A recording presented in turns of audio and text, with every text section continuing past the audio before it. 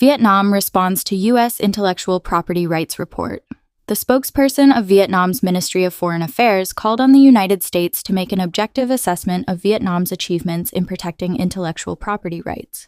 The statement came after the U.S. designated Vietnam as a priority foreign country, the highest level in its evaluation of intellectual property rights violations.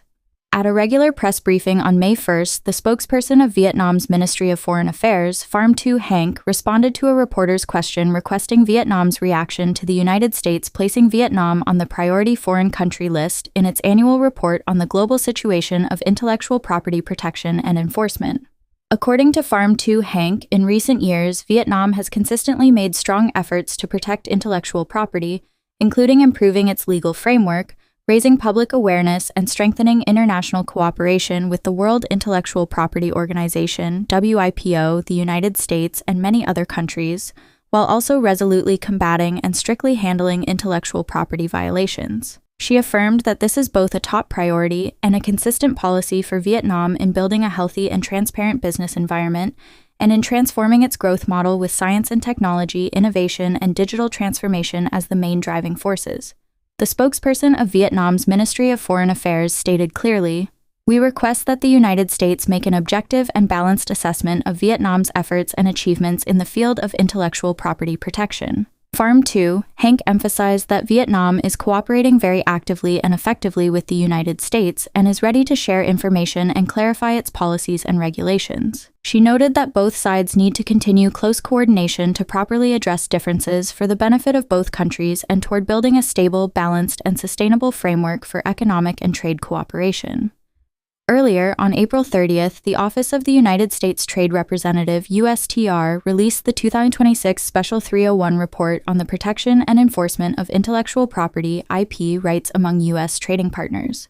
Notably, the USTR placed Vietnam in the Priority Foreign Country (PFC) category, reserved for countries with the most serious acts, policies, and practices related to intellectual property that have the greatest adverse impact on relevant U.S. products. According to the USTR, this is the first time in 13 years that a country has been listed in this most severe category. However, the United States emphasized that the PFC designation for Vietnam is based solely on concerns related to intellectual property rights and does not reflect other aspects of its domestic or foreign policy.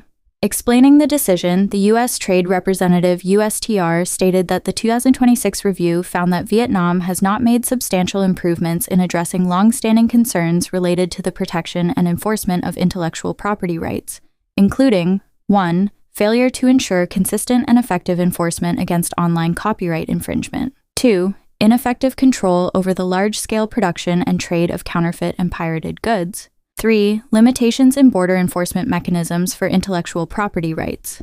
4. Lack of sufficiently strong measures to address the use of unlicensed software.